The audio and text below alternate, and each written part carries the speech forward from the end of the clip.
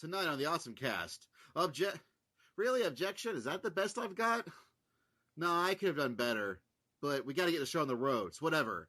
This is the OSMcast.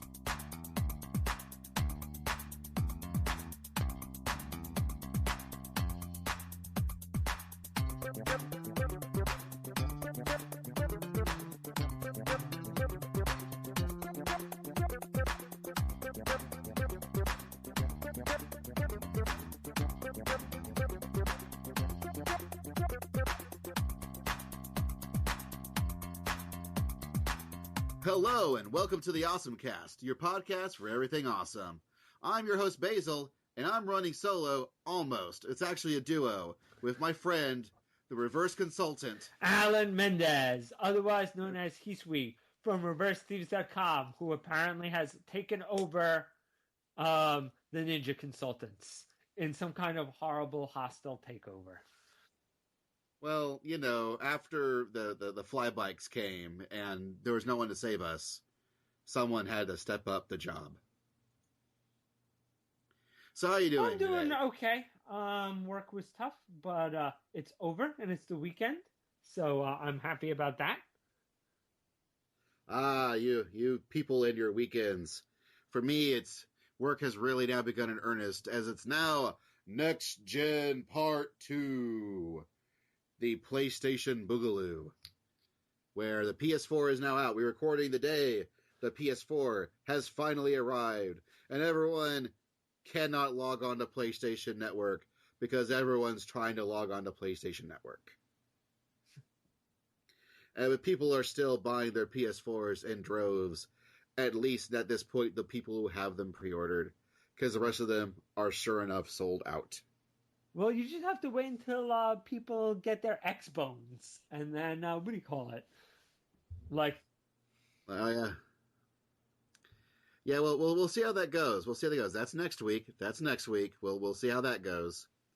But, you know, the PS4, you know, anecdotally, from a guy who's at a store that one stops at to play games, PS4 is doing mighty fine. It is... We got a whole bunch in, and we sold a whole bunch more. Well, the same amount that we got in. I'm going to go on a little rant, and I'm sorry about this.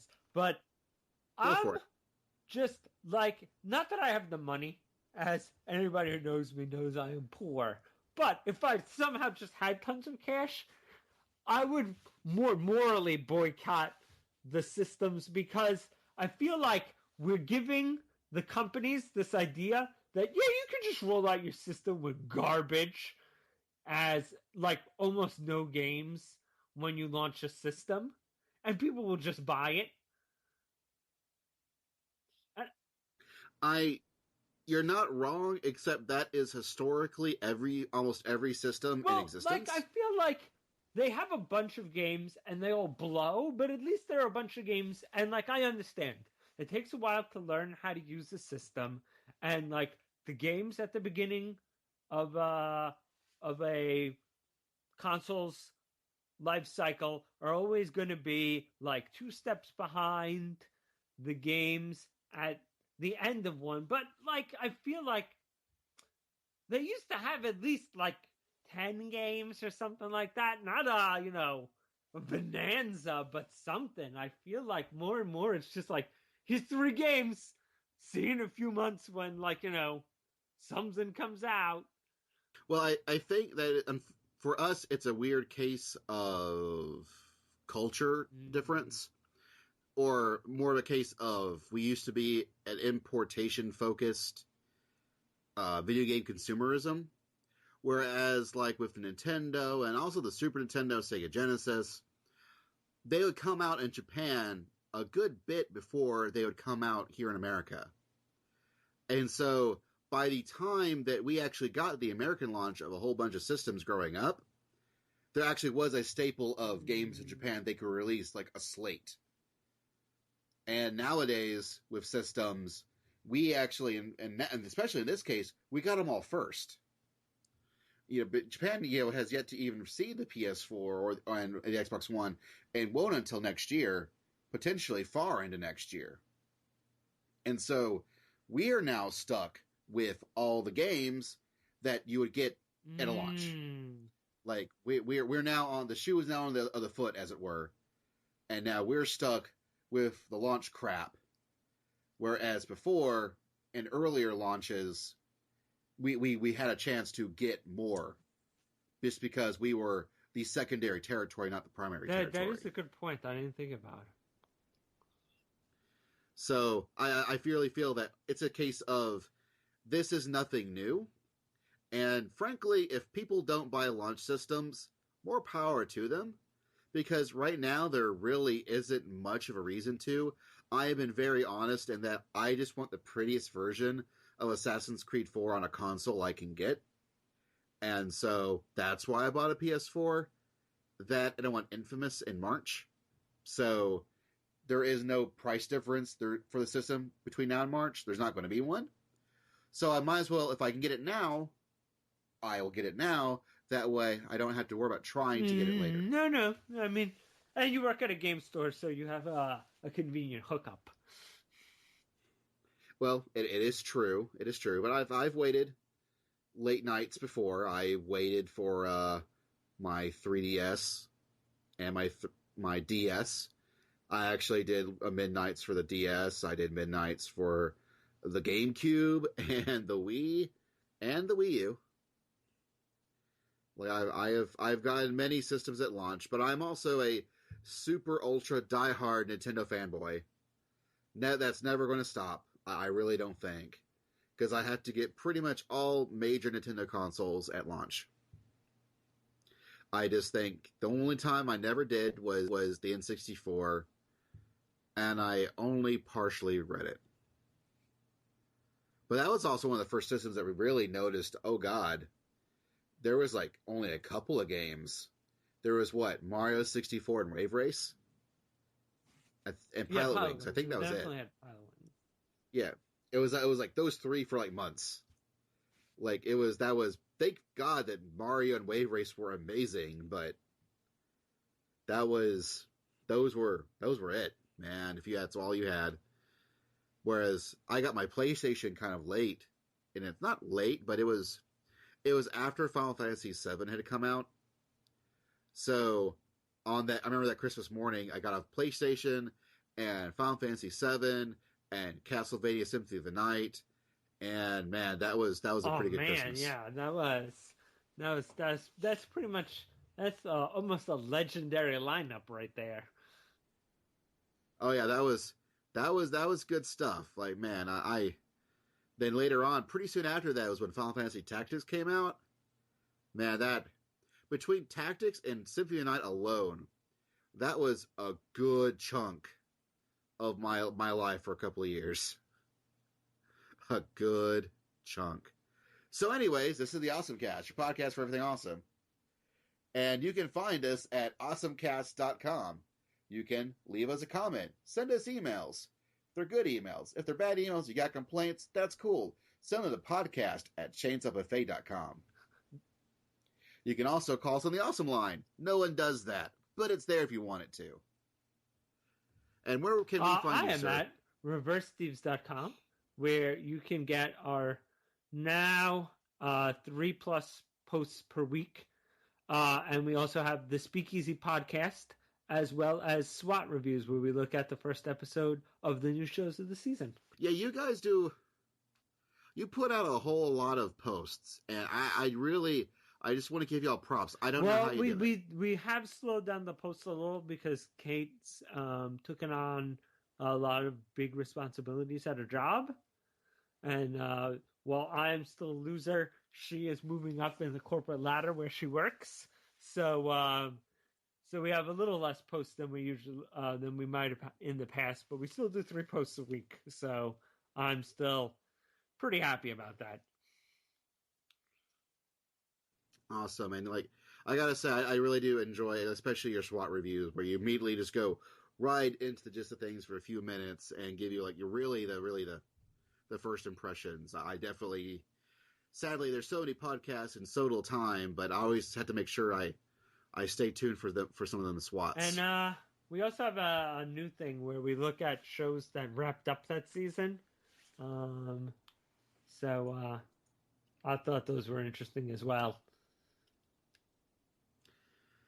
But we kind of do our own thing here at the OSMcast, where we also talk about things not quite as fast as SWATs, but sometimes timely or not timely as we want. Which means, yes, it is time for the moments of awesome. Moment of awesome! All right, there we go. So, I am now going to be introducing for my next few moments of awesome, because we are in it, we're in the thick of it, we are in the season of sports. Because I really feel that, we are now in the season of sports anime. There are 4 sports anime that's going on right now that are all pretty good, and a terrible wrestling thing that no one will ever mention. That is nominally a sports show. It is like a porny show that just happens to have a sports aesthetic. Like I'll give you that. But yeah, there have been four awesome sports shows that I'm really enjoying a lot. And it's a good season just to get one. If you're really lucky, you might get 2. But to have 4, and for them all 4 to be enjoyable in their own ways, is absolutely astonishing. And so I figured I would start off with the veteran of the 4, the guy who's been in the ring many a time, and he's back in it again. Hajime no Ippo Rising, which is being done by both by Madhouse and Mappa, which makes sense since Mappa sort of was born out from Madhouse, and I bet a lot of the guys who probably did Ippo back at Madhouse is probably at Mappa now. So it would make sense that they would be together. It is by the same director as New Challenger. Like it looks like, actually, wow. Looking at it, it looks like it's the same guys who did New Challenger. Is in fact the same guys who are doing Rising, which is awesome. It's great. Ippo is this guy who is a son of a fisherman who is constantly learning the meaning of strength by punching all his opponents into submission. So even though he's like a Japanese champion, he's like, well, maybe if I'm the world champion, maybe that's what will make it. Maybe then I'll figure out what strength is. If I can take on the world. I thought his huge penis would be what defined strength. Well, it would be if he realized that's what he actually had. As Ippo is, an adorable shonen lead, where he doesn't not ever realize quite his own strength and his own endowments. Of the arts? Of many things. He is a master of many arts. His primary arts is, in fact, punching people into submission.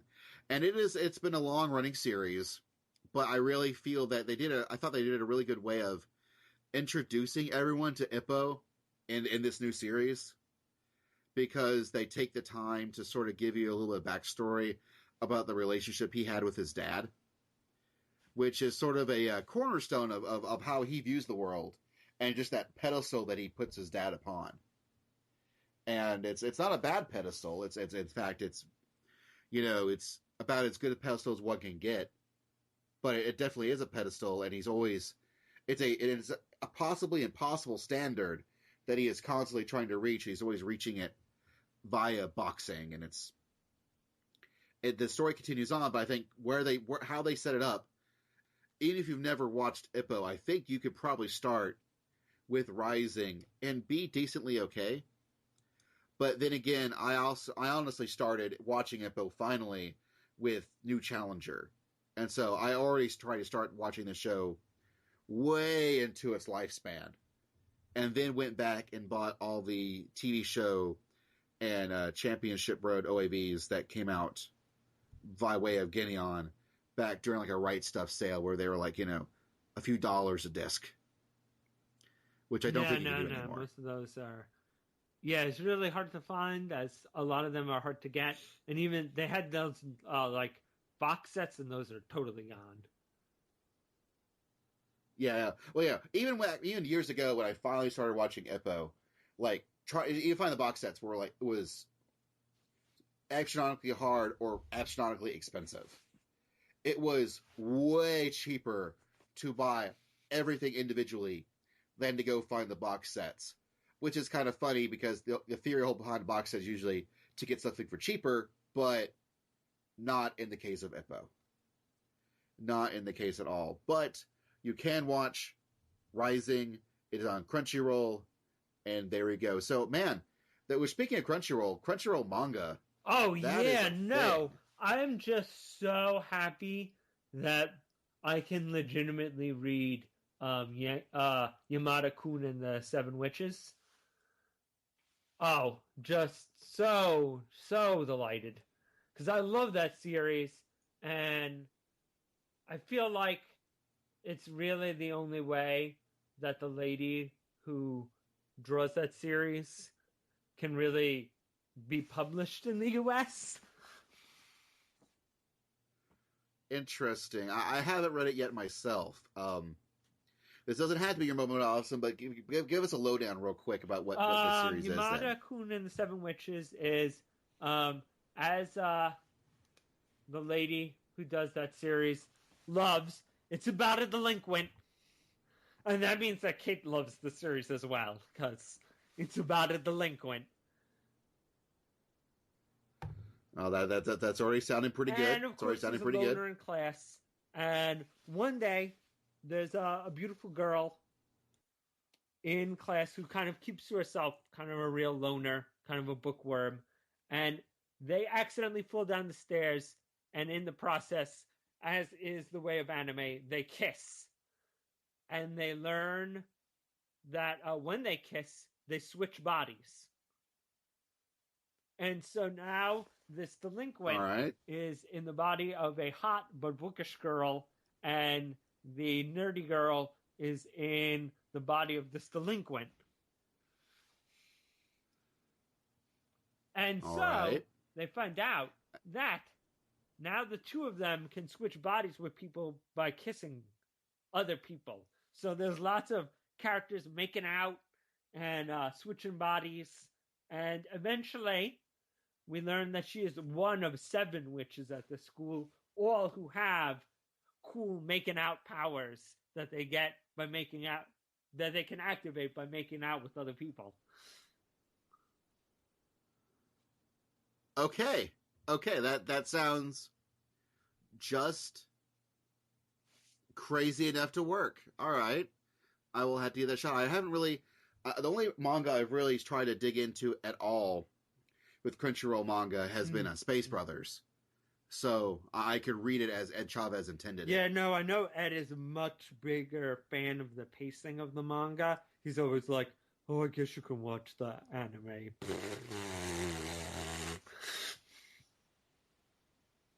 Yeah, pretty much. And so now that I have a chance to actually read the manga without having to go, so Ed, so you're going to get Space Brothers then? You're going to get it? Gonna put it out by Vertical? I mean, it's not like it doesn't take forever to get to, right? You know, come on, Ed.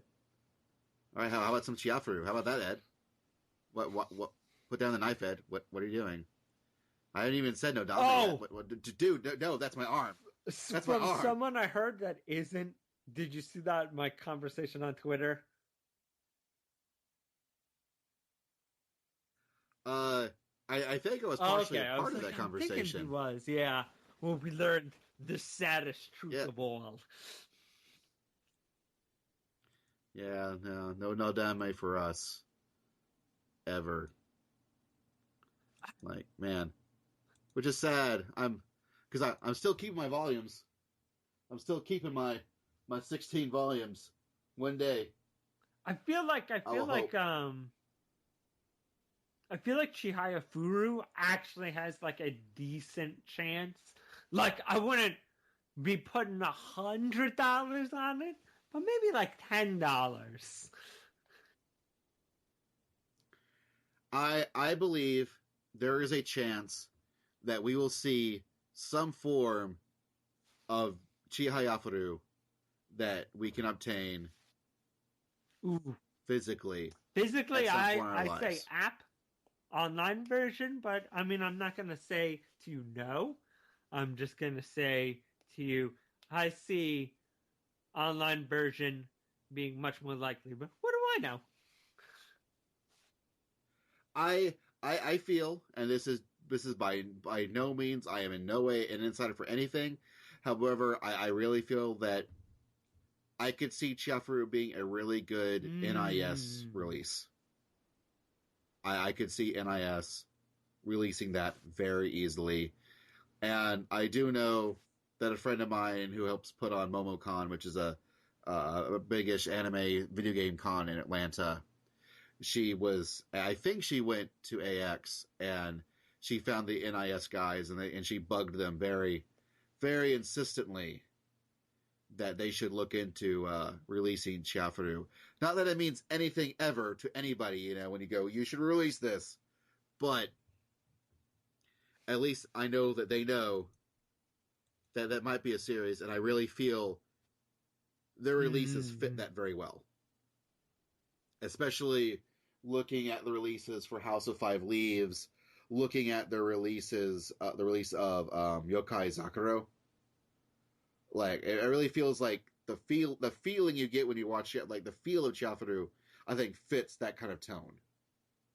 And so I could totally see them releasing it. However, as far as the manga goes, yeah, like I could totally see it as an app thing, but only as an app thing. I don't think we'd ever see. Oh yeah. The anime getting a physical release, yeah, that seems a little more likely. Like I could see that happening. Like I would love for that to happen. It sucks when the only way that you can feel like even remotely can buy anything for it is whenever the one guy goes, well, okay, I made some t-shirts, guys. They're awesome t-shirts, but here's some t-shirts. And they're great t-shirts, but they're totally a fan-made production. They're not it's awesome to have, but it's not like, it's really going to the creators at all. But at least it's some form of Chihayafaru swag I can get a hold of. I would love to have something that I could put money down and go, yes, there it is. Money. Take it and be happy. So what is your... I was going to say Yamada-kun, because I'm just super happy. Although I also suggest, if you have the time, I really like the 7 Deadly Sins. Okay. Only because everybody in that manga is pretty much close to being a seinen badass as opposed to a shonen leveler. All right, that sounds very. Did I ever explain my shonen hero versus seinen hero theory? I don't think so. So you should. All right.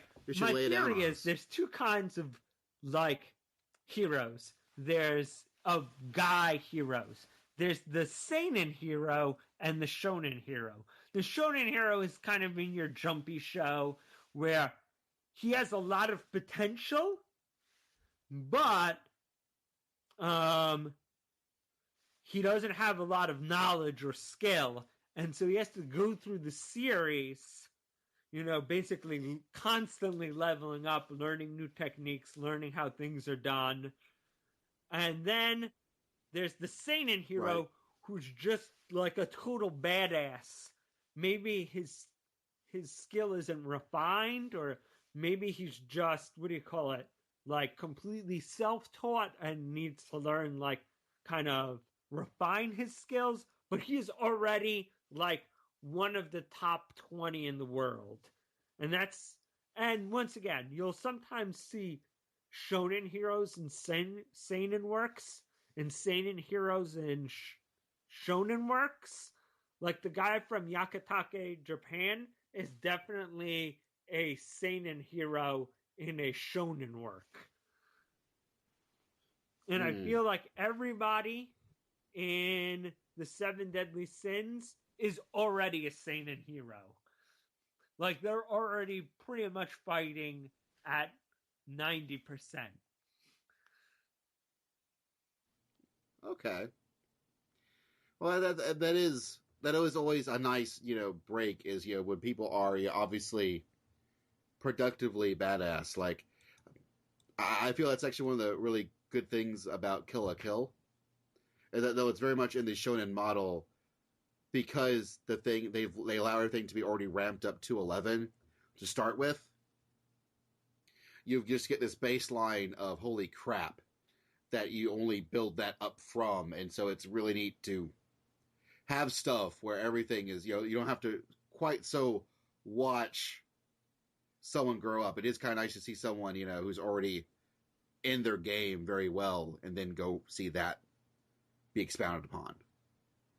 But I'm not going to go too much into Kill la Kill, as I am positive that is something that both Doug and Kevin want to get into themselves, and I better not step on too much of their toes.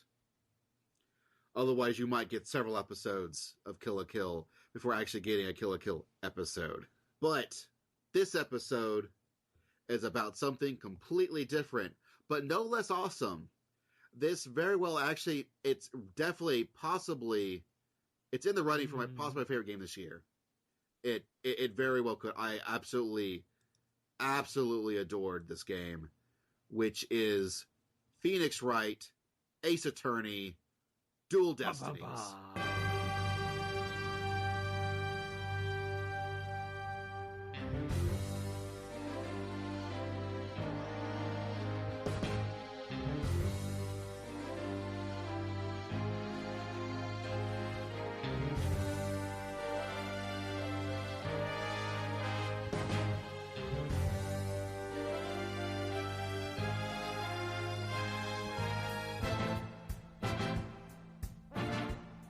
So, this is kind of one of those reviews that's not going to be entirely dissimilar to our Legend of Korra review, because we're definitely stepping into a game that is the fifth in a long line of series of games that definitely has built upon the previous games in the series.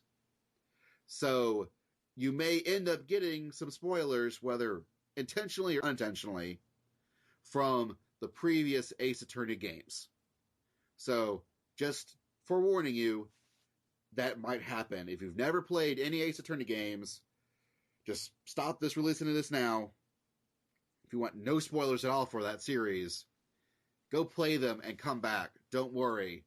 This podcast will still exist. But for everybody who maybe has played the games before or just wants to jump in, this is we're going to just talk about, like, especially since there is some salty feelings over the fourth game. I feel like anybody was like, well, what's the fifth game like?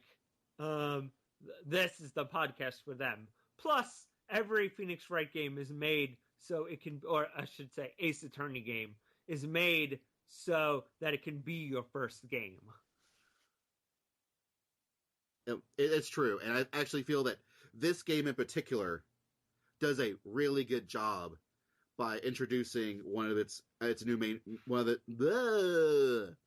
this game does an incredibly good job of letting someone just start with this one simply because it introduces its own brand new lawyer, but does so in a really, really nice way. So, Ace Attorney series, Gakuten Saiban. It actually started off way back in the days of the Game Boy Advance, where they let Shu Takumi, that's his name, right? They let him make a game, and he decided to make a lawyer game that is part point-and-click adventure, part visual novel. I feel is the two video game genre point of references for people. I usually give them because I do feel like there's a lot of text to it, because it's all text based. Because Lord knows you wouldn't want to put audio in a Game Boy Advance cartridge. You'd have like one case. You'd have like one case, and it would sound like crap because that audio chip in the Game Boy Advance was terrible. But it was about this guy named Phoenix Wright. He was this attorney, And what was really neat was that the translation of it's kind of wonky in that they kind of let you think it takes place in America, but the legal system's totally set in the Japanese style, where it is not innocent unproven guilty, it's guilty unproven innocent. They generally get around it by saying that, like, it takes place in this future where the legal system has majorly changed. And so, like, you know, basically the old law has been thrown out, and now there is the new law. That's essentially all you need to really know as far as the legal system goes, that, you know, flip it. It's guilty and proven innocent. And so, as you play defense lawyers, you're playing anime Matlock, and you never realize that anime Matlock was everything you wanted in life. Unless but it is. Kate. Well, in that case, you can have not Matlock. You can have Perry Mason. Am I the only guy who grew up watching all lawyer shows? No, my mom was big into mystery shows, so I have picked up a lot of them by osmosis, if nothing else. That was the same thing for me. So when this game finally came out, we got remakes on the DS. And Capcom released the first 3 in America, as well as the 4th one. And the first 3 star Phoenix Wright with his sidekick Maya, and they're his first 3 adventures. There's usually 4 or 5 cases per game, and there is an overall story arc to the game, but each case is its own individual story, little vignette story. And there is an overarching case, you know, sort of case that really culminates in the final case to tie everything together. And really, it really felt like Ace Attorney had really found its groove in the 3rd game, which was magnificent. It was a super high point in the series, opus, if you will. Where, it was obviously they'd really realized what made things work, how they should do things, and it was an amazing set of cases. And I feel that Dual Destinies is the first game since then that I really feel can step up to that plate. Did you play Ace Investigations? Mm-hmm. Yes, I did. I played the first one, which is Phoenix Wright has his rival throughout the series is a guy named Miles Edgeworth. He was the first prosecutor in the first game and is a recurring character throughout. They were childhood friends, and now they are eternal rivals in the legal system.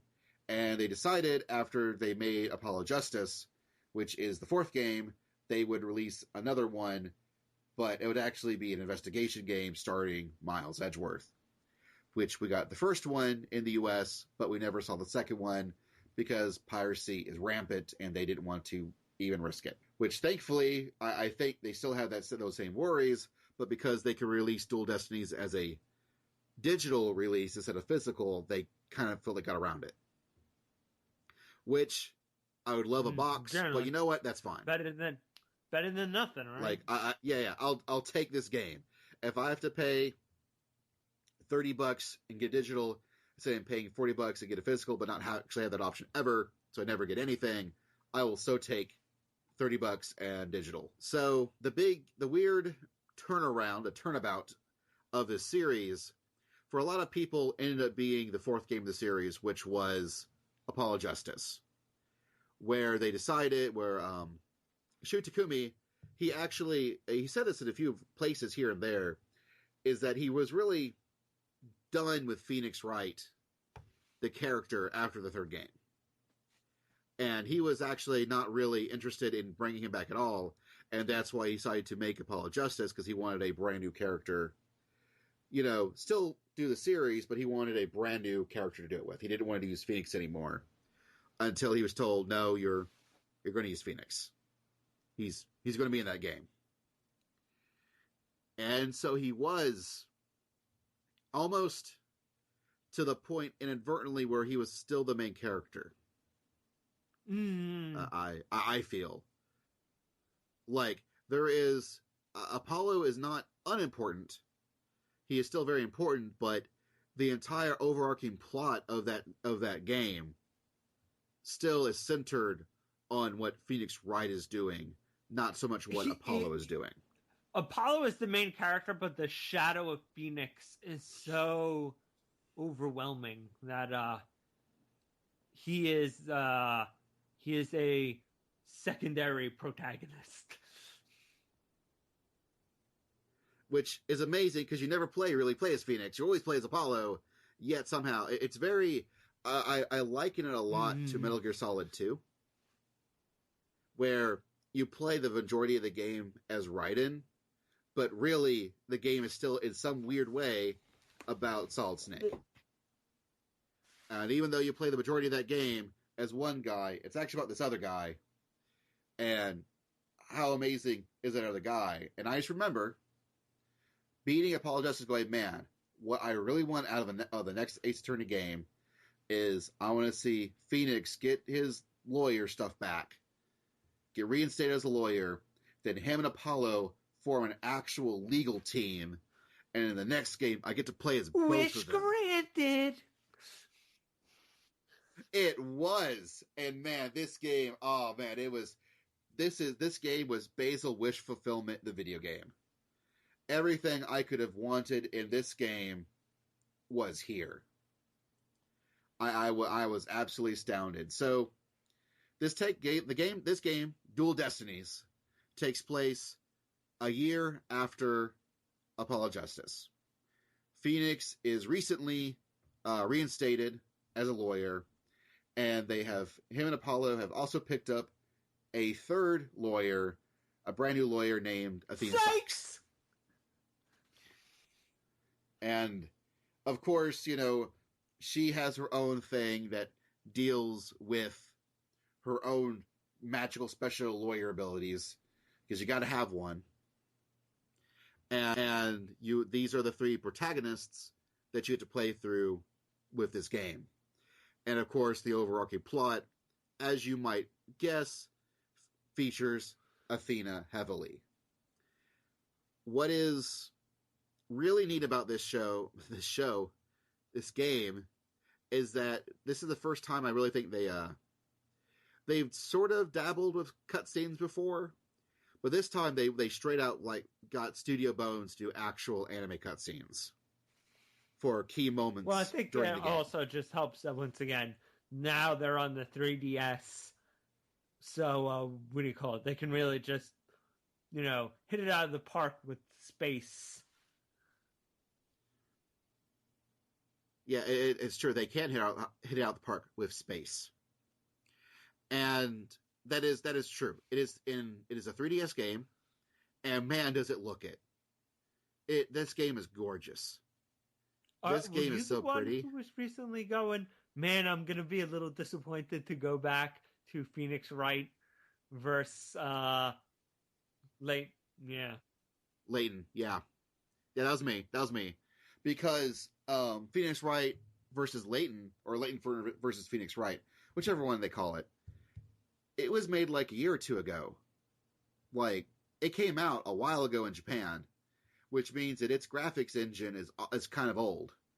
Where it is obvious that this new graphics engine for Ace Attorney is very shiny and new. I mean, this game came out in July this year in Japan. And we're already getting it, it came out in end of October. So there was a very, very low turnaround on this game coming out in the United States. Mm-hmm. Probably because it was digital. But because of that, we get this super nice and shiny 3D engine. And the artists of this game really took the... one of the really neat things about the Game Boy Advance and then further in the DS games was you had these large, awesome animated sprites that really, it was almost like watching an anime. It gave you that same sort of cartoon feel with them, pointing their fingers everywhere and calling out objections and talking to them and having all their exaggerated poses for when you catch them in lies and things. And this game takes all those same elements and renders it all in this really awesome cell shading that you can definitely tell, if you really look at it, it has the same appearance as the 2D art, but they are full 3D models. And because you only see them in the same general positions as what they were in the DS games. They do a lot of tricks to include a lot of detail to the characters you wouldn't see normally in like a game that's like the graphics level of a 3DS. It almost feels like it is I think I've said this before, it feels like it's an HD remaster from the ground up of like the original Ace Attorney game. Which already was like everything just looks in the first 3 remastered. Partially, but even like in Apollo Justice, they were still reusing like blown up Game Boy Advance sprites for certain things. They were using like, if you saw like, it was really jarring to look at like old suited Phoenix, because they are still just using his original DS sprite, which was just a slightly improved version of the Game Boy Advance sprite. And then you would look at like the more modern, the more recent Apollo Justice, native sprites, which looked much better. And so there was this weird, like, disconnect. But in this game, everyone has this new shiny coat of paint, and everyone looks awesome, and everyone looks great. I would really, at this point now, I would love to see them to remaster again the original Phoenix Wright games with the new engine. I think that could look really, really good. And it could be somewhat cost effective since the engine's already built, and B, they already have Phoenix. Because you could even download already as DLC for free was the costume pack, which actually gave you Phoenix in his original suit, which is AKA his suit without the vest. Which I think is awesome, just because the fact that Phoenix Wright has a vest is... It was obviously like, man, whatever, Edgeworth, I can be fancy. So you think I've got a vest one now. of the later DLCs is going to be Phoenix Wright hobo styling? Man, I hope so. I love Hobo Phoenix. Like, and one of my things I really enjoyed about Apollo Justice was seeing that other side of Phoenix. Seeing a side of Phoenix that was a little bit more in control. Like, edgy, in control. Like, he definitely felt like he was more experienced, and he felt more adult. Like, it was obviously in the first 3 games, he was, an up-and-coming lawyer. And especially in this game, everyone's like, oh man, that's Phoenix Wright. That man was a lawyer. He's back, oh snap. Like, you definitely get this feeling that, Phoenix Wright is now considered kind of hot stuff. He is, a veteran lawyer, and people actually pay attention to him. And has now downgraded, Athena and Apollo as the, up-and-comers. Which also, gives a really good chance to let them, sort of grow and stuff themselves. And it is really kind of crazy that even though this game was heralded as Phoenix Wright's return to form, this game is so much about Apollo. Well, this game is like so much about Apollo. They did a good job of having everybody share the spotlight, which I thought... They did. They totally did. Like, Phoenix Wright almost starts and it almost bookends the game, and then the gooey nugget in the center is a whole lot of Athena and Apollo, but Phoenix is still in there too. And so they did a really great job. Like I said, it really feels like this is a legal team. This feels like the 3 of them have their own advantages and disadvantages, and the story kind of plays out with that. Where there are some cases where, at some points where you need Phoenix there, and some points you need Apollo there, some points you need Athena there. And they do a really good job. And they also do a really good job of switching out Athena and Apollo. Even if you're playing primarily with them, who's in control of what changes. Depending on the moment and what's needed in the storyline. And it's great. Who's the star, who's the sidekick, and who's kind of like the background support character changes in each chapter. Yeah. And this is one of the few games where I can't think of a single bad case. I think every case in this game it's all important. It covers some point of plot. Like, because usually, like, the second or third case, you'll get a throwaway plot where it's fun to play, but it's obviously not really that important to the overall story arc. Time-wasting chapter. Right. I don't think there is one in this one. They pull it off where every single chapter is important some way, somehow. Because, you know, in the first chapter, obviously, is the introduction. The second chapter comes closest, but that's the first time you really get to see Athena and Apollo work together. And that's really important for later on. And it also introduces, you know, it also makes sure that we get to see Trucy again. And it still feels like it's sort of also a tie to Apollo's game. And then the third chapter really digs into more stuff for Athena. And then chapter 4 and 5 are just mwah. They're some of the best cases in the series. Like, and holy crap, they cases kind of 4 and 5. remind me of kind of the best parts of the first and third game, where like things really crescendo. Yes. It really does. Like, this is the first, like I said, this game really feels like to me is the closest they've gotten to matching the third game, mostly because they've got a really good overarching story that you don't realize is the overarching story until it's there. And then you're like, oh snap. And then it starts building up. And it builds up and builds up until it hits its, you know, its big moment, and it's the best moment.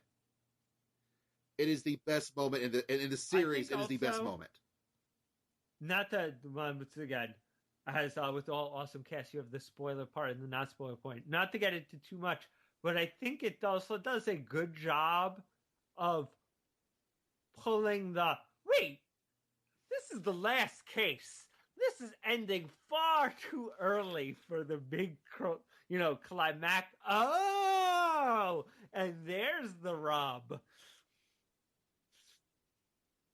Yeah, it does a really good job.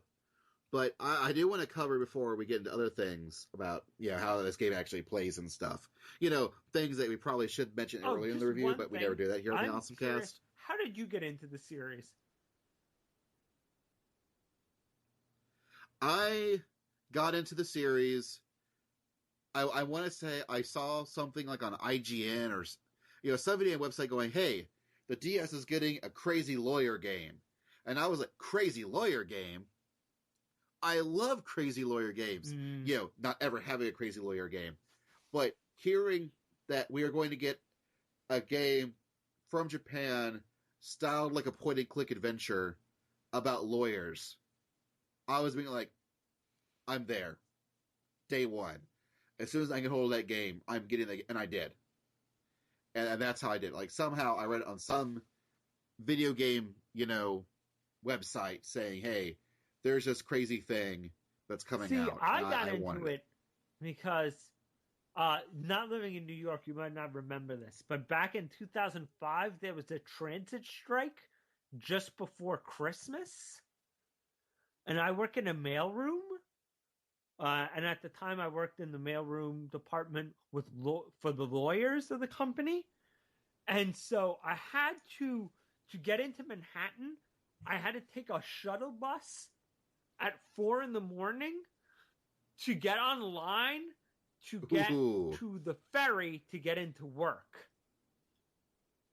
And basically everybody who was trying to get into Manhattan had to base from Brooklyn, had to get on this ferry. So you had to just basically wait in this huge line in December out in the freezing cold as basically hoping to get in. And the ferry ended at a certain time to get back home.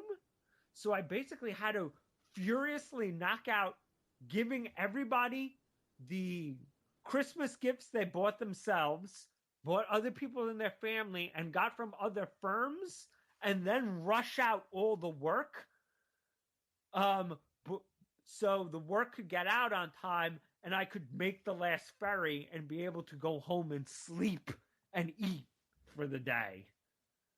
So this was a crazy time. And so, like, the 3 hours before and after to get home were like my only part of the day that I wasn't sleeping or super stressed. And so my roommate at the time gave me Phoenix Wright to play on this like hellish commute. And that is the game that like got me through like that week of horror. So like the game series has a special place in my heart because like that first game is what got me through like one of the most miserable weeks I've ever had at a job that is generally quite miserable. And so like ever since then, anytime any of the games have come out, I've just bought it out of like obligation to the series that I loved so much and got me through that horrible time.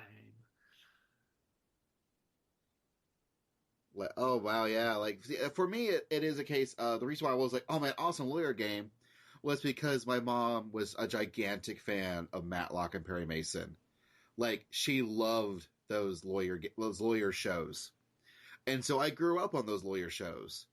And so the idea of being a gigantic anime and video game nerd, I could get a Japanese storyline Matlock thing that I could play as a video game. Was just like, did you make this for me? Did you just hear Basil needed this? Because I did. I didn't know I did, but I do. So I really appreciate it. I mean, our blog is a detective-themed anime blog, so really, it isn't like this was a stretch for me to play. It wasn't like, I guess I'll play your game, Keith, but I'm not usually into this kind of stuff. I was like, oh man, I really did want to play that game, and there's no better time for me to borrow this.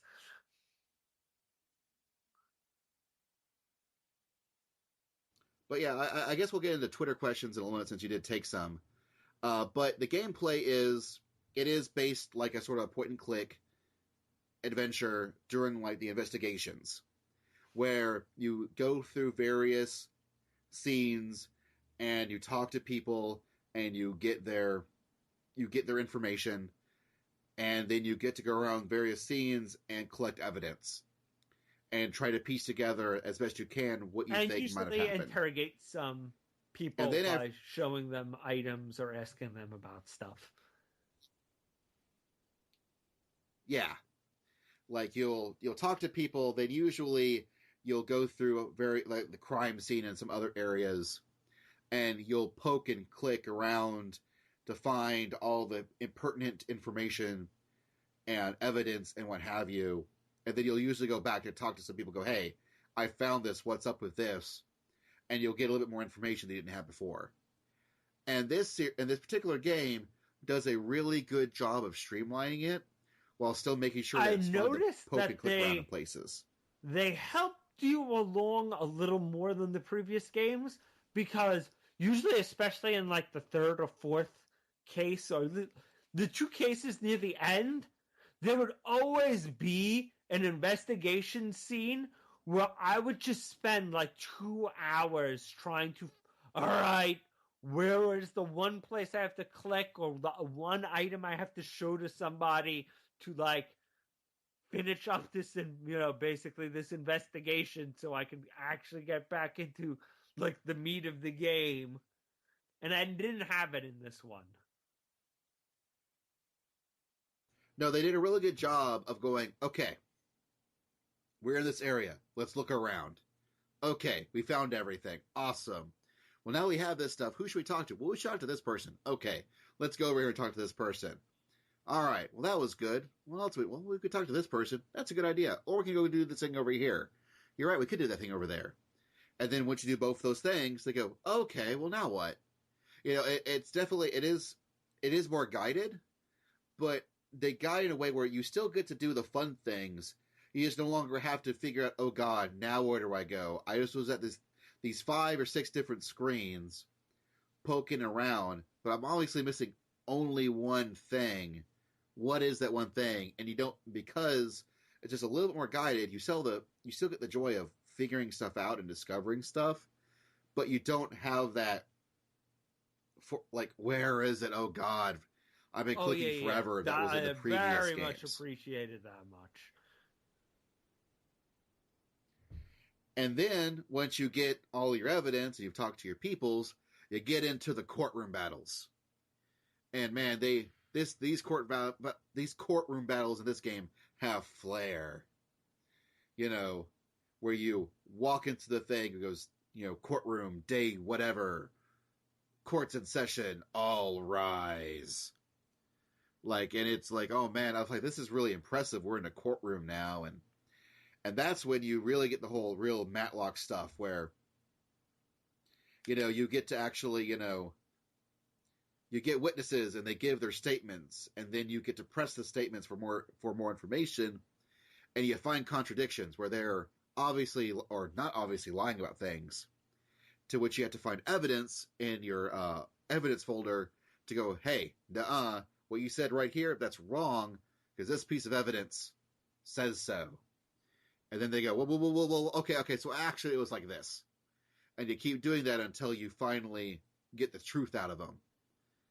And this game, I feel it does a pretty great job of, I had very few moments where I wasn't sure what evidence to use.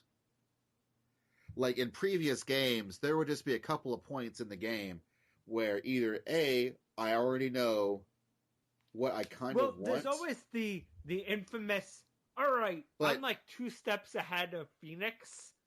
So basically, I have to figure out, okay, what do you want me to do here?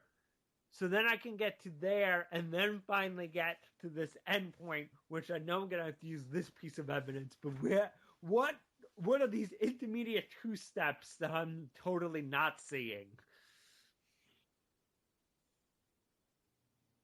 Yeah, but I feel this game handles it much better than previous ones did. I feel that this one, I didn't have nearly as many of them as I've had previously. Where it was actually near the end of it where I'm like, okay, I know it's this thing right here. I know it's this thing right here. But it's not this thing right here yet. So what do I have to do instead? Usually I was able to figure out, okay, you want this. Also an issue I used to have in previous ones, like in previous games, there'd always be also the spot where I thought I had already checked one piece of evidence and it didn't work, and so I'll try every other piece of evidence, only to go back to the first one and go, oh, it was that first one. I thought I'd use it and didn't. I had also fewer of those moments in this one. So I thought that was good. And there's also a couple of different mechanics they'll throw on at certain story points, where, for example, what Athena does is that she has super sensitive ears, and with the magic of her crazy widget gadget, she can read the true hearts of people. And so you'll go through these really neat little things where you're actually reading emotions, and you're picking out conflicting emotions, contradictory emotions, instead of just contradictory facts. And Apollo's got, his little twitch thing where he notices when people are lying because he'll notice certain tells. And then Phoenix has a Cyclops because he can stare into people's souls. So he knows when they're hiding things, whether or not they realize they're hiding things. And those, of course, will come up, when they need to in the storyline. But they do a great job of that, where that's a nice little, okay, I'm going to do this thing now.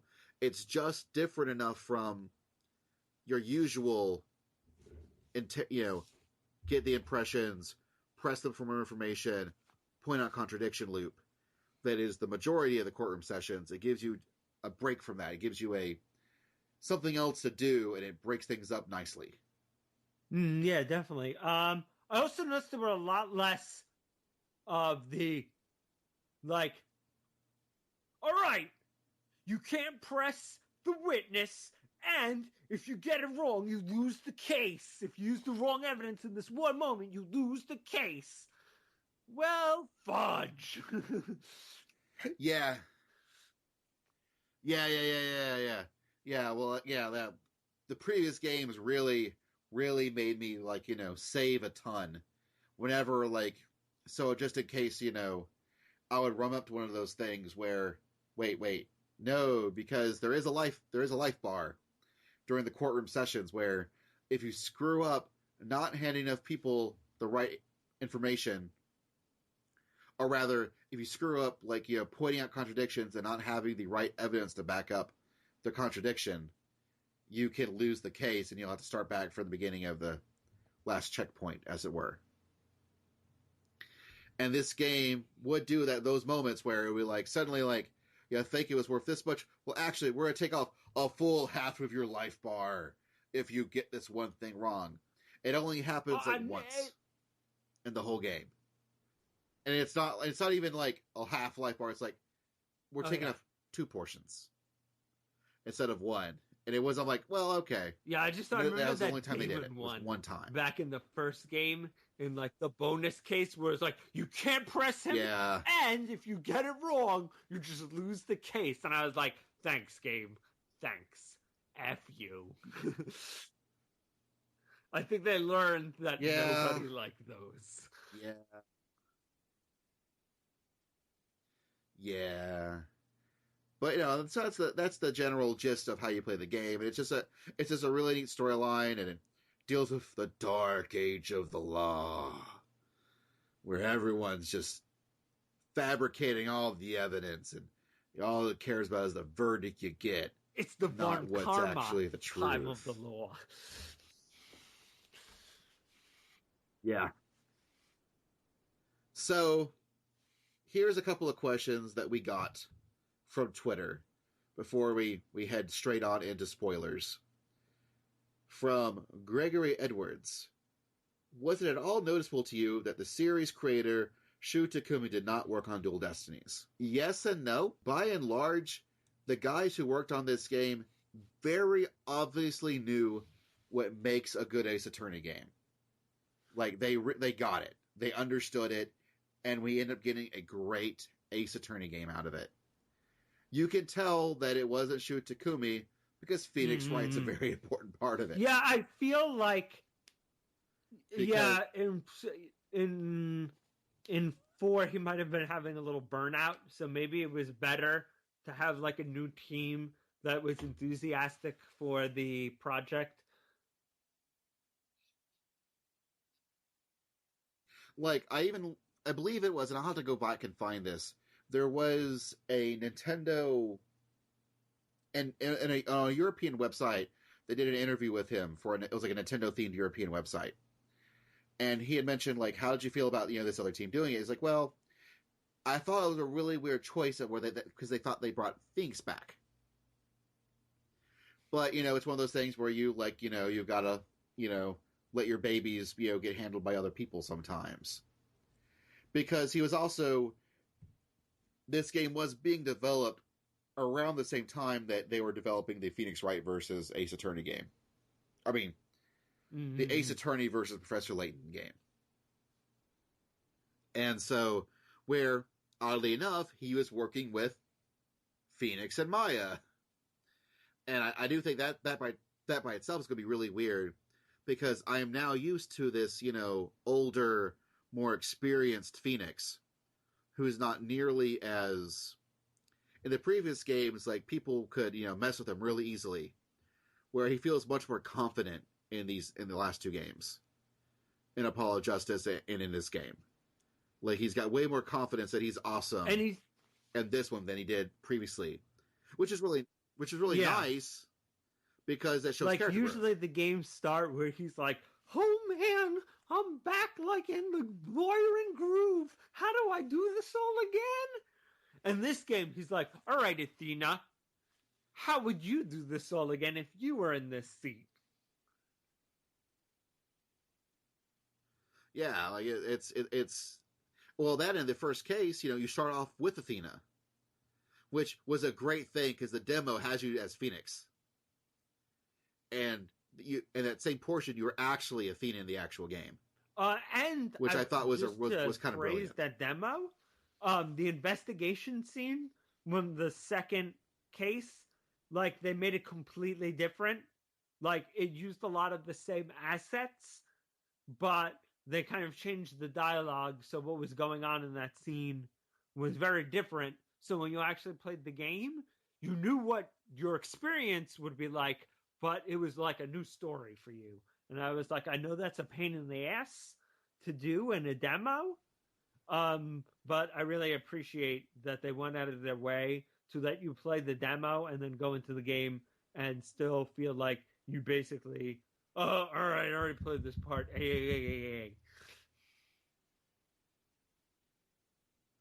Yeah, you're right. Like, and I really feel that really shows with this team that they knew what makes Phoenix Wright tick. They knew what makes an Ace Attorney game good, and they obviously were loving doing it. Like, it really feels like this is a team that really feels like they know what's up and they're enjoying making it. And then our second question came from Oriental Cartoons from the Oriental Cartoon Show, who I think is actually Passion Tentacle on Twitter, but I might be wrong. I'm pretty sure it's him. Where the question is, when are you recording? No. Sorry. It was, does Apollo Justice finally get his time in the spotlight? Which I think is a really interesting way to phrase that question. Because you would think, but Basil and Alain, didn't he already have a whole game? Because he really didn't.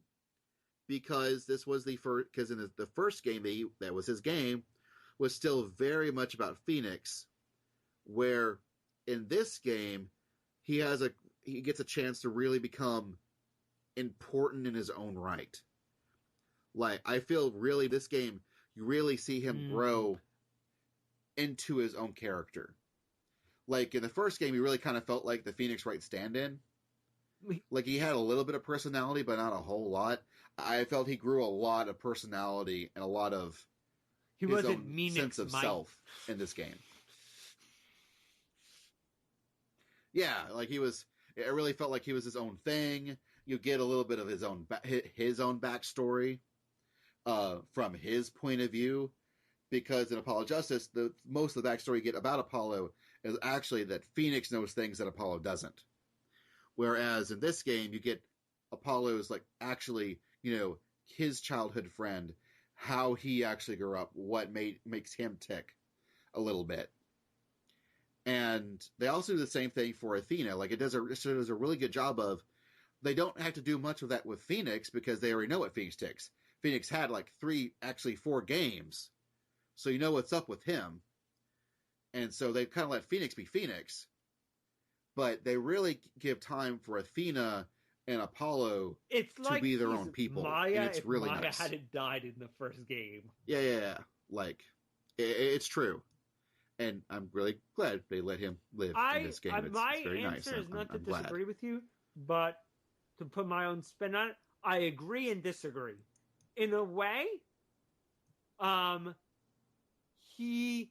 there is no one of the 3 characters that is the star, but like you said, by that token, he's not the protagonist that plays second fiddle to Athena and or Phoenix. Each of them kind of is part of this triumvirate that is kind of taking on these cases together. Yeah, like they're a legal team. Like they're a team, and that is possibly my favorite part of this game, is that I actually have this team to play with. It's not just one guy anymore and his goofy sidekick, which was fine, but it really feels like this is the game that really feels like the series has matured. The series is going places, and that's actually ends up becoming and this whole idea of a team is in fact a super central plot point and theme that gets developed over the course of the game, especially in the final case. Section, we can really go into that. which I think we could probably get. I think we've talked plenty. What do you call it? 2 other questions from right in front of me from a man named Alain Mendez that don't need to go into the spoiler section, so I will ask them. My first question is...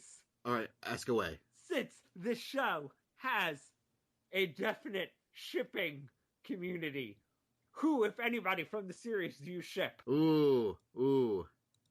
Well, especially now that they've time progressed the series a good bit, a Phoenix Maya pairing is now not out of the question. Much less statutory. Although, yes, much less.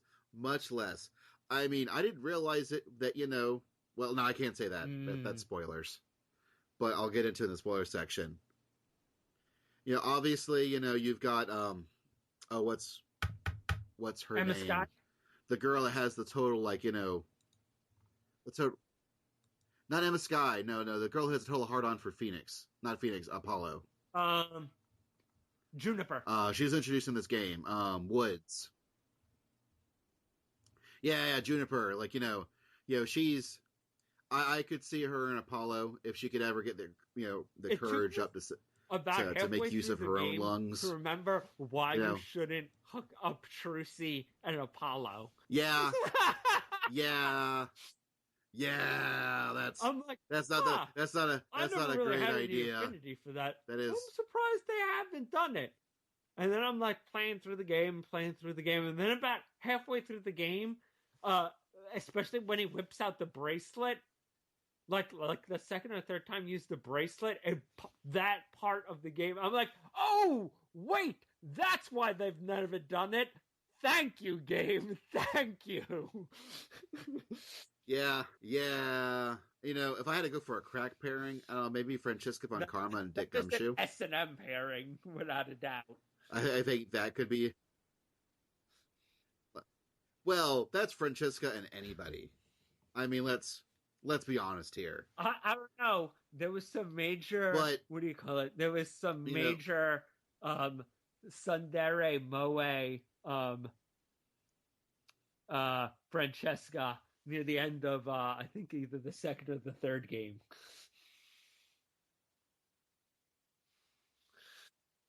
It is true.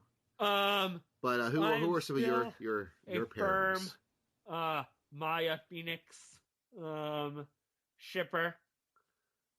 And I was just kind of divided under, are they just gonna, because they're on the same legal team and they're both main characters, are they just gonna hook up Phoenix, not Phoenix, Apollo and Athena, or are they just gonna keep that a good friendship relationship, which is kind of more what I think that's stronger and more interesting. Mm-hmm. Yeah, no, I think, especially with the introduction of Juniper, that's sort of because I was wanting to do the same thing, because I'm a total Ottoman, so obviously shipping is important, especially in this series, where I'm like, well, I could sort of see it. Wait, no, Juniper totally, and I really like the idea that they introduced the idea that Juniper is totally got a thing for Apollo, but they don't explain why yet. And then they get around to it, and I'm like, oh, well, that was kind of nice. I'm kind of down with that. My second question, and so what's your second question? Throw this in the spoiler section if you want, is who do you want to come back for the next game, or who wasn't in this game that you would like to, from older games, that you would like to see in the next game? Well, I will say in the non-spoiler section, I want my legal team back.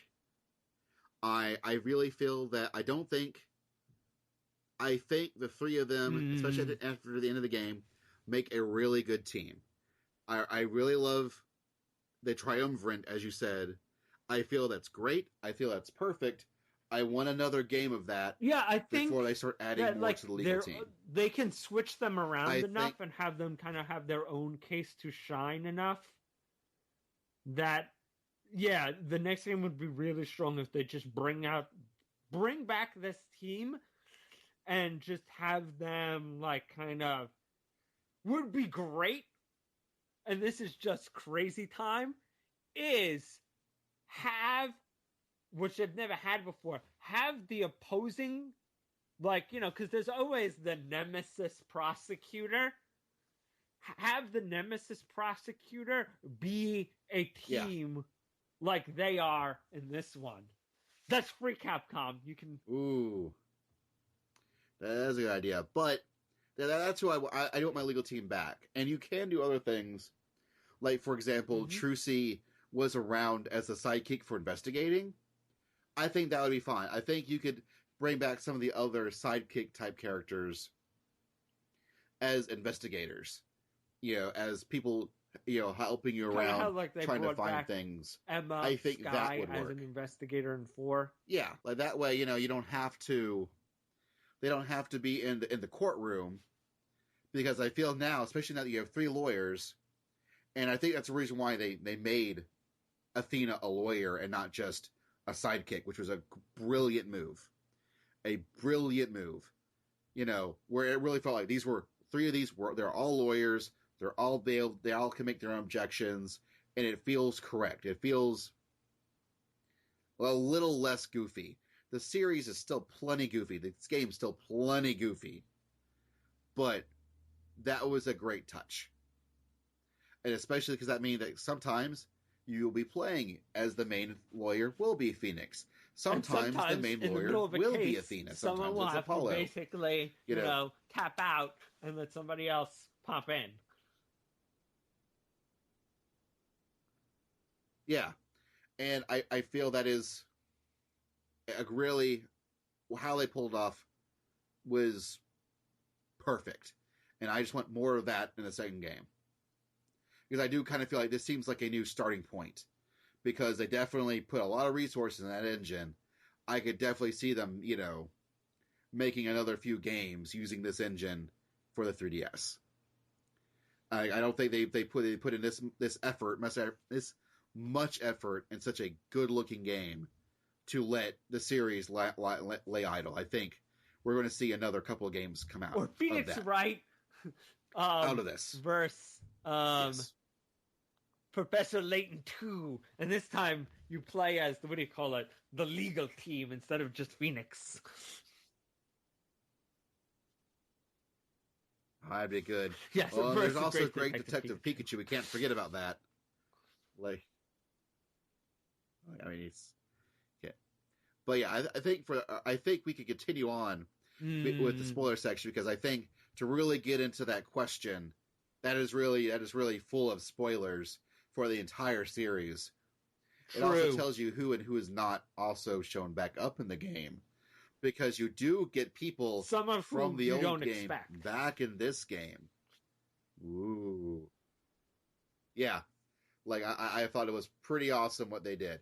But anyways, we're going to take an awesome break, and we'll be back with more OSMcast with spoilers for Ace Attorney, Phoenix Wright, Dual Destinies. It's in one of those orders.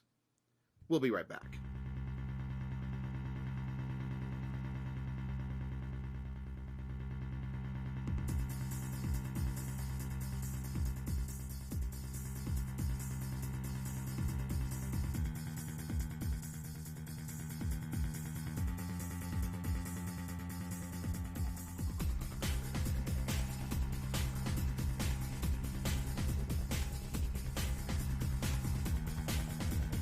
Welcome back to the OSMcast, your podcast for everything awesome. As always, I'm Basil, and I'm with Alain of Reverse Thieves. We're talking about Phoenix Wright, Ace Attorney, Dual Destinies. And we're now in the spoiler section, which means that not only will we be spoiling the mess of Dual Destinies, we'll be spoiling all of Phoenix Wright, all of Ace Attorney. There is nothing that we are holding sacred. You are now warned. It turns out that Apollo and Trucy are half-siblings. Bum, bum, bum. And they didn't go for the incest option. Crazy Japan. Every once in a while you surprise us. No, but they did go with the really weird Robin thing. Oh, yeah. Which was, very Japan. Mm-hmm.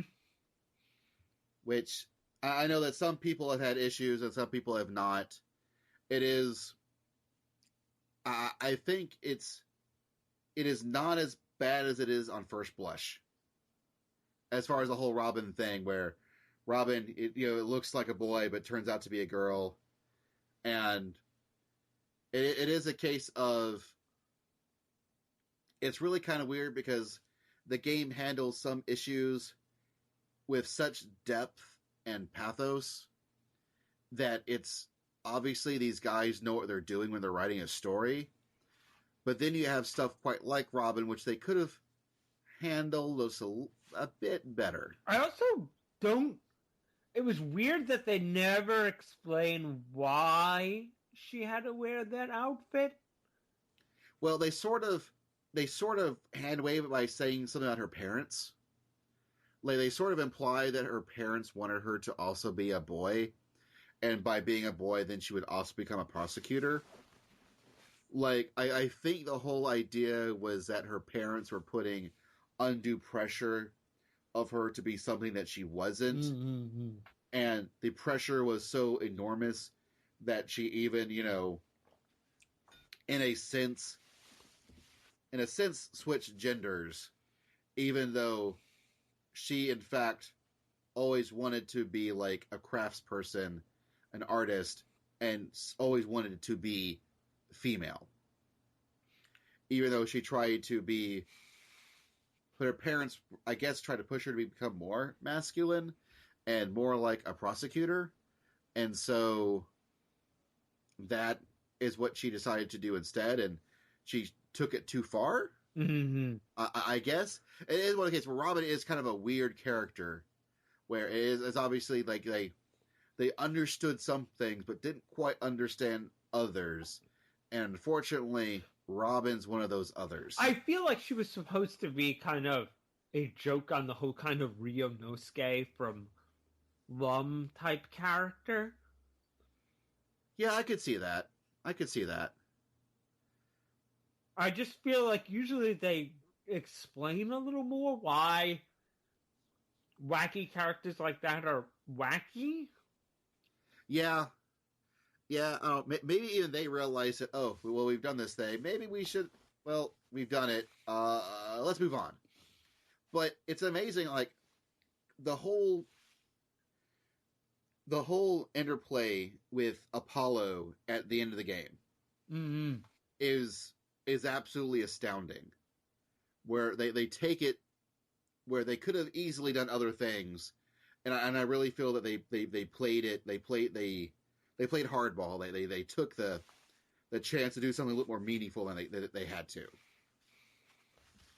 Like the whole thing where he's doubting Athena and he's actually becoming the person that you have to press and poke into believing in her. And then he goes, I really need to believe in her, but I can't. Please help me. And understanding what it means to be a team and what, what does trust really mean? What does trust really entail?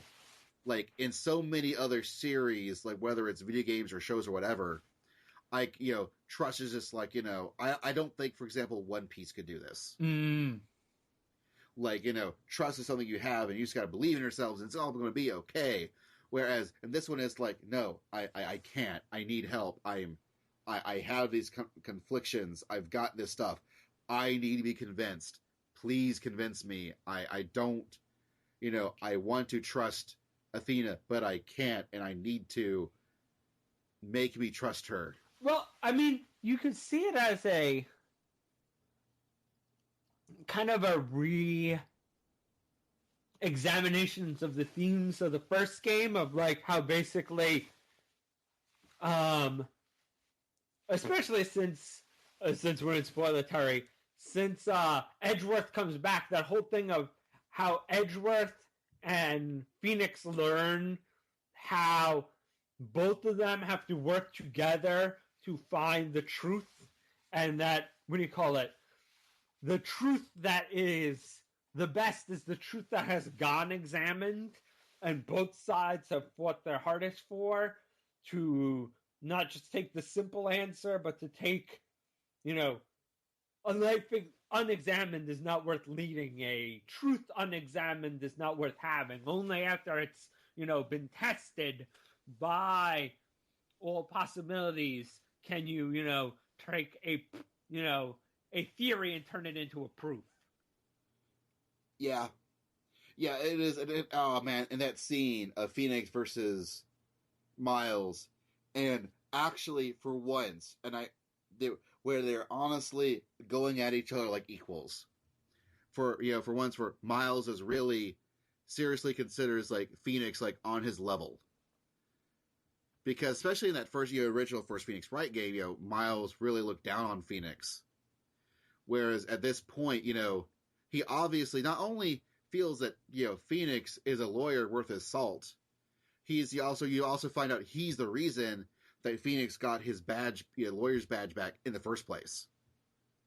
Like, that was him pulling strings to get Phoenix back on the bench. And so for someone, and that was like, oh, snap. Because I think someone asked the question at some point in their lives, I don't know if it was you or somebody else, was like, well, do you actually find out what all Phoenix Wright's friends were doing during this whole time? Yeah. And you do. Mm-hmm. Like, Pearl comes back. Like, so, and then mentions that at the end of the game, well, Maya's so busy and she's almost done. Which means I really feel that the next game, Maya's going to be a major part of it. Like, I think you're going to get your wish. Yeah, it will be really interesting, especially if this team is in charge again. I feel like we've seen kind of Phoenix go from kind of student to teacher. I'm kind of curious to see full on Maya as from basically student of channeling to basically master, or at least at least graduate. Right. And even I don't know if it's a typo, but I guess Pearl is in fact 18 at that point in the game. Mm-hmm. Like, I was like, man, I remember her as a little girl and now she's all 18. That's crazy. But well, I think it's been 11 years because it's 10 years in between 3 and 4, and now another year. So she's got. Yeah, that would make sense. Yeah, that would make sense. But it's just one of those things where I don't quite realize the grasp of time. Like, but yeah. So that whole thing of trust and teamwork, and and truth, and it all comes together so well. And then that in the final villain. Holy crap. He was totally unexpected for... I realized it literally about 2 scenes before they revealed it. Like, they set it just perfect, where I was like, oh shit. Oh. Wait, who's left? Oh! Yeah. Oh, snap. Because I thought he was basically like the new... The new Gumshoe. Yeah, because I'm like, obviously they felt like... I feel like a lot of the fandom was a little bit betrayed by Emma. Yeah, I could see that. I didn't have a real problem with it, but I did kind of feel this weird, why'd you take away Emma, who we love so much more than Maya? Die in a fire, Maya. Pa, pa, pa. But yeah, I was always thinking to myself, I really would like to see a 3D Gumshoe. Let's see what they do with them. But there's this guy, and he keeps coming back. I was like, well, maybe we'll get a couple of different investigators. No, it's always this guy. Huh. And, well, I wonder why. And then eventually I was like, oh shit. That's That's exactly why. Oh God, he ties this whole thing together. Surprise! Because even like the second case, like where you think it could be the throwaway, it's the first case you beat him, and so it does a whole lot to establish himself as a character you'll have to deal with, and his whole justice thing, and man, and he puts on such a good act where even Athena doesn't realize, his real lack of emotions until she really pays attention. And that was just, he ends up being like the best thing. And I even thought to myself, like, man, with those aviators and stuff, he kind of looks like he could be like a pretty good spy if they ever wanted to like an offshoot, like make him a spy or something, And then I'm like, oh, wow, that was all intentional because he is a spy. Well, okay. Because that case was very well played, game. Because that case was interesting because, like, when they got the head of basically JAXA or whatever it was called in the game, yes, I was like, huh, he's already on the stand? He can't be the bad guy unless the fourth case is really short. Because how is he gonna, like, slip out of this one being the culprit and, like, have this case go on? Yeah, I was really hoping, like, when they first introduced him, I'm like, oh man, I hope he's not the main villain. I hope he's not the villain. I don't want him to be the villain. He's too amazing. He's too perfect. He's too, like, space battleship Yamato captain on a Segway. I just can't believe that he would kill. Like, I just can't believe it. Unlike the third game where I was like, all right, so this guy's the killer. Yeah. So when do I get to prove that it's him? Because this guy is obviously the bad guy. Yeah. But, like, yeah, also, so, like, I can't let no old man space, and man, let me tell you, being a guy who lives right near a space and rocket center that is eerily just similar enough to the one there that the fourth of the cases hit really close to home. Let me tell you, as a guy who does in fact can go, like, travel like 15 minutes and go look at actual rockets whenever I want for a modest fee, and growing up and looking at rockets, having some cases where they're in a space and rocket center looking at rockets, I'm like, man, once again, you've made this game for me.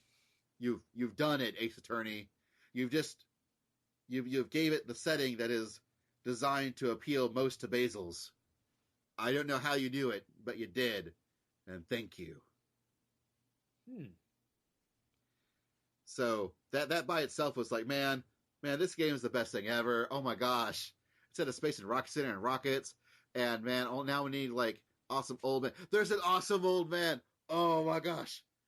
And then he's like, and he's pointing to the stars, and oh man, we have astronauts, and and it was so Space Bros. Like, it was. Even with the one guy the first guy who's on trial, kind of having, like, the space phobia like Kibito does in Space Brothers right now. And he kind of looks like the younger brother in Space Brothers. Like, with that sort of goofy haircut that kind of looks like a rocket, but not. Yeah, like it is totally Space Brothers. I didn't even think about that until you mentioned it. But you're right. Wow. I'm like, oh no, is Hibino going to get stabbed by a spy later on? Watch Hibino, watch out for the spy! Although, and in that second case where, like, it's all about the yokai craze, and I'm like, yokai craze, I love the yokai craze. I'm like, man, Charles Dunbar still has to play this game. And they're like, well, and there's these cities that were, immigrated by a lot of Japanese people, so it's very Japanese themed. Yes, that is how we're writing this off. Also, pro wrestlers. Unbeknownst to you, this is also really Japanese. Oh, that was good. That was good times. Like, it was on the third case where I'm like, that kind of looks like Juniper. Oh, that is Juniper. It did take me a little bit to realize what the timeline was. Yeah, it does the same thing like the third game where it jumps around. It does jump around. Although, if you really pay attention to what Athena's saying, it does make sense. Oh, no, it does. It's just, like, I was like, wait, why is she so cold after the... Oh, wait. Yeah, I see what it is. Oh, man, and dude with the Titan grin. Mm. Like, oh, that's such a creepy smile. That was one of the biggest dead giveaways that I was like, oh, that guy could be evil. But I didn't expect like his teacher mode. Oh no, that was pretty. Like teacher mode might actually be my favorite thing. Like as far as like the freakouts where he suddenly goes into, I now have a blackboard and now I'm going to write everything down. And I'm like, oh, and they're translating it too. It's not just, oh man. And that's one of those things that you could have only really done because it was in 3D and they could actually edit the polygon, the maps on the polygons. Like it was, they could actually change those things, whereas they couldn't really. They'd have to completely recreate the sprites from start. And something we didn't really mention, during the podcast proper, but the way they use the 3D to really, not just the 3D effect as far as the 3D slider, but the fact that it's all in polygons. They get to do really dynamic sweeps around the courtroom, and all the characters like fully animate with lots of push and pull. Like it really is just so well done. It really adds to the game. But it never feels super gimmicky. There's not a lot like, I throw a piece of chalk at you, and what do you call it? Whoa! Right. Well, what I mean is that it uses like the 3D in that they're all polygon models. Like, and they use that to really great effect. It's not so much about this is all fully in 3D as far as like, 3D movies. It's more like, it's using the latest and greatest in video game polygon tech as far as what the 3DS can do and putting that to really good use. What did you think about them being a little less having gimmicky stuff like in 4? Because 4 had the parts where like most cases had a video, since they just had so much more space. They had like a piece of video evidence that usually had to like pause and like take that, or a lot of like the touch screen, like put on the blow on the thing to do fingerprints, or put on powder or stuff like that. See, I think what they did was, instead of doing a lot of like weird gimmicks, they really just, instead of doing that, they relied on the attorney powers instead. Like, because we got a lot of the stuff with Athena. Like, you got a couple of Cyclops with Phoenix and a couple of Twitch things with Apollo, but they really laid in on the Athena's widget stuff. Well, I also wonder how much they're saving Cyclops for Maya coming back. That could very well be true. But even with the whole widget stuff, it's not just you first have to just touch the things, but then you go further in and you examine stuff individually, where you can actually tap on the actual stuff, the actual like elements within like what they're seeing, and look into that more. Like they do a lot with it. It's much more of there's several levels to how they interact with widget than you get with Phoenix or Apollo's things. So I think a lot of that sort of gimmicky stuff was actually just all built into the widget gimmick. But because it's all this one thing, you don't think about it so much. Yeah, I felt like a lot of and the fact that you could just zoom around the rooms and like turn the camera constantly in the investigation rooms. I felt like the gimmicky stuff felt a lot more seamless, whereas in 4 it was like, and here's the thing I can do now that we're on like the first native DS game, and this is another thing we can do. No. Again, this really feels like a really mature take on the series, not just like, oh, this is dark and edgy, now it's rated M, because it's not rated M for any other reason that the other games could have been rated M. It's more that it's obviously this team has seen what has worked before, and they're coming at this game in a position of experience. They know what worked, what didn't, and what they end up coming out with is just a really solid, great game. And I think that's just, I'm so glad it got made. Yeah. A quick question: do you think they'll go back and, because they kind of hinted they were thinking about it, if this did well enough, they were going to possibly release a translated Ace Investigations 2 as a download only? I would certainly buy it if they did. I don't know if... I wonder if that's less on Capcom and more on Nintendo. Mm. Because we've never seen downloadable DS games, like actual DS games. There's some DSiWare, but not actual DS games as retail releases, just digitally. And I think that if we see that sort of thing happen on 3DS, which we could very well see, I think that would greatly increase the chances of us seeing it. Because I know there's a fan translation of the whole game, but I've kind of put off playing it on the hopes that, what do you call it, this will, do well enough that I can just legitimately buy it. Yeah, I would love to see it. I know that, we'll never see a physical release of it, obviously. That is long gone. Like, I think with this is, we're lucky to get this. Because they could have just as easily just not translated this and not brought it over, because translation costs money, and there's a whole lot of text in these games. And I guess I know other people have had way more typo issues than I did, but I only noticed and saw a few. I know there was way more than a few, but I only noticed a few. Yeah. I felt pretty...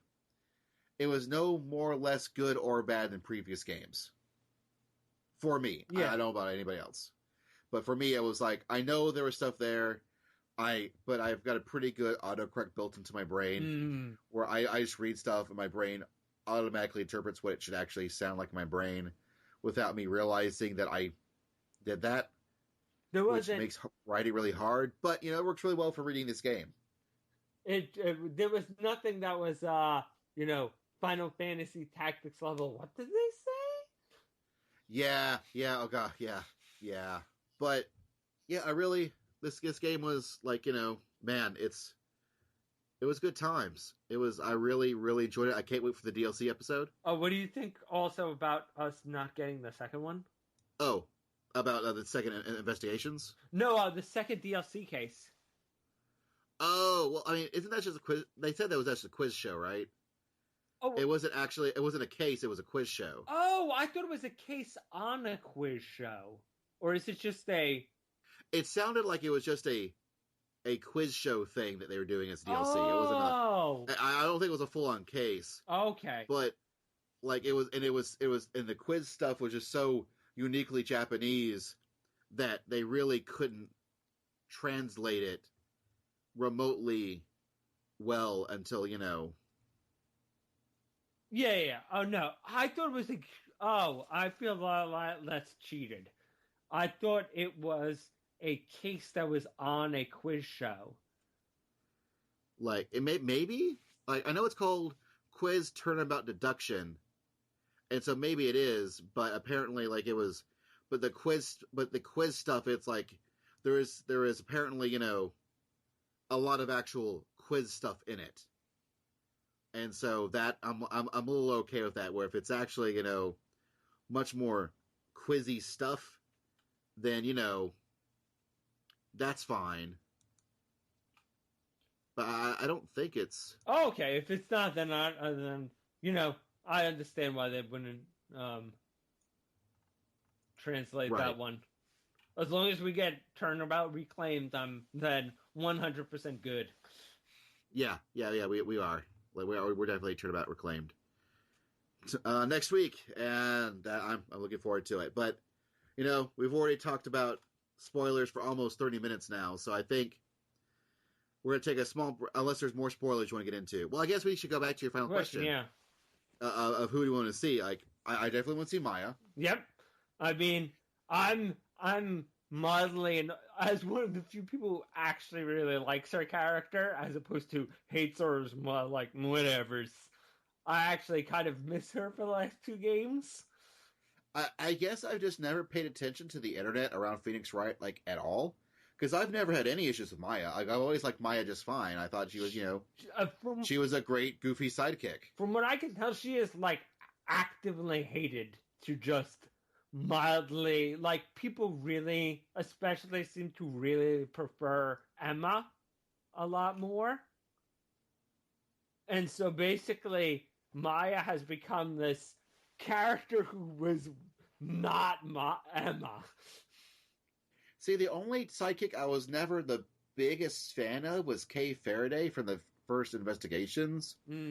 Just because, like, she felt like she was this character that had this, like, and I've got this magic widget thing that does everything you ever need it to. Here it is. Like, Athena feels like, her magic widget thing, it, has very, important things to happen in the show to make this game work the way they need it to make it interesting gameplay, and it's very important to the core of her character and her backstory, which they really get into Case 5 with. Whereas Kay Faraday's was like this does things, and so it felt kind of like, man, I really kind of wish that we had somebody else that was a little bit more interesting, but whatever, I'll take more Edgeworth. So, like, if I had to pick any, sidekick that I was like, well, I could do without, it was probably Faraday. But I was perfectly fine with Maya. I mean, I'm glad that we got Trucy instead, because I think Trucy made a really good foil to Apollo in that game. She still makes a good foil for when she shows up in this game. Although I really just I love the idea of the whole legal team. I'm just so much in love with it. Like, it's like, and actually seeing, like, Athena being a lawyer and Apollo being a lawyer, and then getting to see Apollo as Phoenix's sidekick. Like, and then pointing out that we this is the first time we've ever done this, and I'm like, it's near the end of the game, like, but it's perfect. Like, and I can't wait one day to see in the next game. What I want to see is, I want to see Phoenix as somebody else's sidekick. I want to see Phoenix stuck in the second role. Like, I want to see that. Like, maybe it could even be Phoenix as Miles Edgeworth's, sidekick. I think that would be really interesting to see. Or possibly Miles as Phoenix's sidekick. Although I really would like to see Phoenix as Miles' sidekick. I kind of want to. I would love to see the first case of the next game. Him having to save, Larry butts again. Or Phoenix just being like, at this point, I have wanted you to save him. I am tired of this. That works too. That works too. I still love you as a friend, but these two are good. They can save you. Like, or possibly even better, like, they had to be the sidekick and they had to let Larry try to defend himself. That way, you can get the whole, how to introduce all the mechanics in the first case. It's Larry's like, well, how did you do that thing again? Oh, right, it's this thing, Like, I think that would really work. But as far as that goes, I would kind of like to see Gumshoe again. I would kind of like to see what's going on with Francesca. But they've done, especially in this game, they've done a really good job of introducing new, interesting characters that, they serve the game's plot purpose perfectly. I'd like to see Jinxie again, though. And especially her dad. that'd be, yeah, get more of some of that yokai craze. Or like, once again, Capcom, you guys can take this one for free. A murder at like a haunted house. Ooh, yeah, that would be good. That would be good. Because they haven't done that one. That's just a perfect place to bring back Jinxie and just a good setting in general. Plus, you can have secret doors and stuff like that. Yeah, that'd be some pretty good stuff. I'll admit, yeah. Original idea, please do steal. Indeed. But okay, yeah, I think we will take another short break and we'll come back with our patented awesomes out of awesome.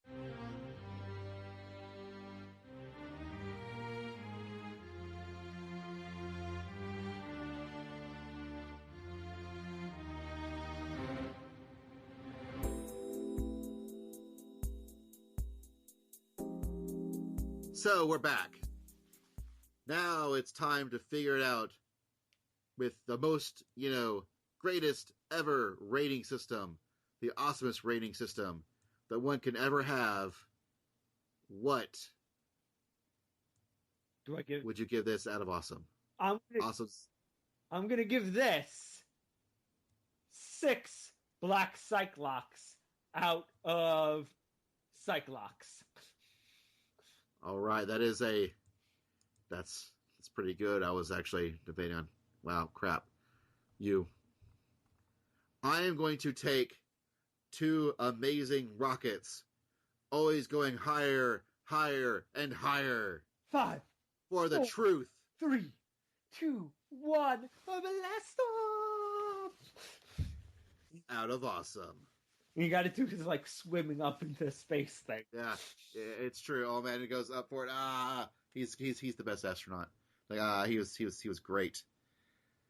So yeah, you can find this on the eShop, Nintendo's 3DS, digital download store. It is $30. They are doing right now. The costume DLC is free. I don't think they're going to. I don't know if they're going to make it cost money later on, but right now it's free. And then they are doing a DLC case where you get to defend a killer whale at SeaWorld, essentially, with a pirate companion. And it's his first case of Phoenix coming back. That was his first case, so it's sort of a prequel-ish type thing. And it's like $6, which, I'm fine with. Because if it's just another full-on case, I just want more. I just want more Phoenix Wright, and that's give me more Phoenix. I will take more Phoenix. So please give that to us. But yeah, once again, OSMcast. You can find us at OSMcast.com. You can find Alain and Kate stuff at ReverseThieves.com. Mm-hmm. And thank you so much for being on and letting me have someone to talk about this with. Sure enough. Hopefully when what do you call it? The new game comes out, I can be on again. Oh yeah, totally. Whenever you want to be on, it is fine by me.